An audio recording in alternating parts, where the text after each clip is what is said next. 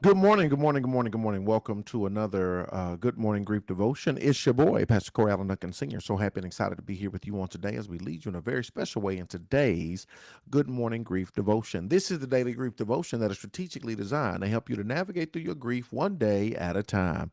What is grief? I'm so glad you asked. Grief, my brothers and sisters, it is the natural and normal response to loss, change, and transition that results in the expressions of feelings and emotions. Grief is what you feel on the inside.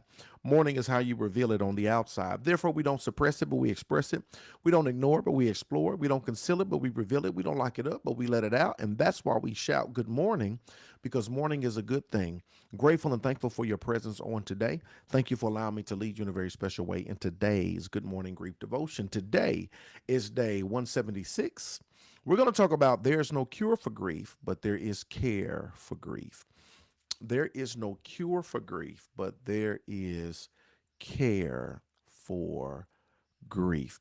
I've told this before. My son years ago was diagnosed with Crohn's disease. It's an intestinal disease, and we didn't know anything about it. We heard about it before, but didn't know the ins and out about it. And one thing that they said in telling us about this particular disease, they said there is no cure for it, but you can care for it. They said it's not terminal, but it is treatable, right? And so I'm like, wow. And when I seen this lesson on today, it's the same thing. Like there's no cure for it, but there is care for it. I think that's very important. It's a very good lesson today. Let's get into it. My grief can't be cured, right? First of all, there's nothing wrong with me. I'm not ill. I don't have a disorder or condition. Second, my grief can't be magically fixed. Nothing can make it go away. In fact, it will always be a part of me. My grief can't be cured. First of all, there's nothing wrong with me. I'm not ill. I don't have a disorder or condition. No.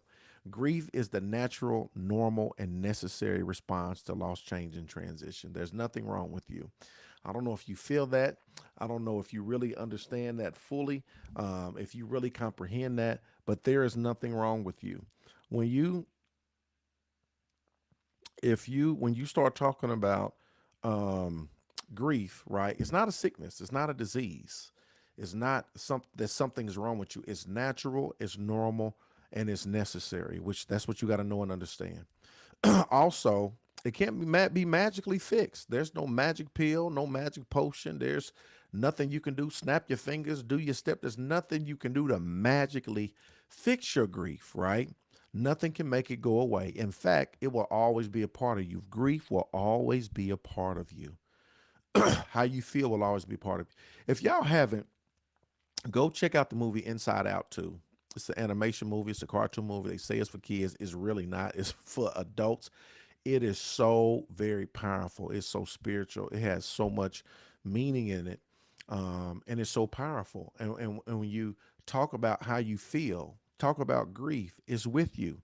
It's now a part of your life. And the movie really does a great job of explaining that, giving yourself permission to feel what you feel because your grief is will forever be a part of you. That's why we talk about befriending it. That's why we talk about things of that nature because that's what we have to do. There's not a cure for grief, but there is care for my grief. I care for it by actively engaging with the six needs of mourning and doses, and by taking good, kind care of myself physically, cognitively, emotionally, socially, and spiritually, right? That you can't cure it, but you can care for it. You care for it by taking care of yourself in those areas, right? Take good care of myself physically, cognitively, emotionally, socially, and spiritually. Yeah, and I think that's so very important because grief is you got to take a holistic approach to dealing with grief. You got to make sure that there's a physical, there's a emotional, there's a cognitive, and there's a spiritual aspect that you have to engage in as you care for yourself in that particular manner. Actually, now that I think about it, I realize that the only real cure for any of life's many challenges is tender, loving care. So many things that it's not about curing it, but it's about caring for it in a different manner, right? So I really want you to understand this and focus on this when you start talking about grief. There is no cure, but there is care. How are you caring for your grief? as you navigate through this process, how are you caring for yourself physically? How I think about this: when people die, people show up at the house, right? I've done it. Soda pop, fried chicken, all of this stuff, because traditionally that's what we do. The people, they not gonna be in the mindset to cook. We want to provide meals and we want to do that type of thing. And so we show up, but we show up with all of this stuff, right? Soda pop, fried chicken, and all of this stuff. Understanding that, and those are comfort foods, and people want to be comforted, but we have to, even physically, be mindful of what we eat, what we consume, exercise, things of that nature. How are you caring for yourself physically? Right? How are you caring for yourself cognitively? How are you caring for yourself emotionally, socially, and spiritually? We can't cure our grief, but we can care for it. We care for it in these particular areas. Here's the final thought, y'all.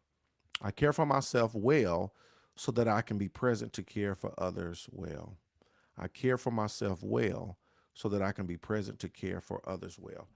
You have to take care of yourself as you navigate through this process. You can't cure your grief, but you can care for it, and you care for it in a manner that will help you to be the best version of yourself physically, cognitively, socially, spiritually, emotionally, right? You got to care for yourself as you navigate through this process so that you can be better.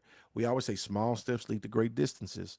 And so you got to begin to say, how am I caring for myself in these areas of my life to help me better navigate through this thing of grief that I'm dealing with and going through? Today, my brothers and sisters, is day 176. I'm so glad y'all in the mix. There is no cure for my grief, but there is care for my grief.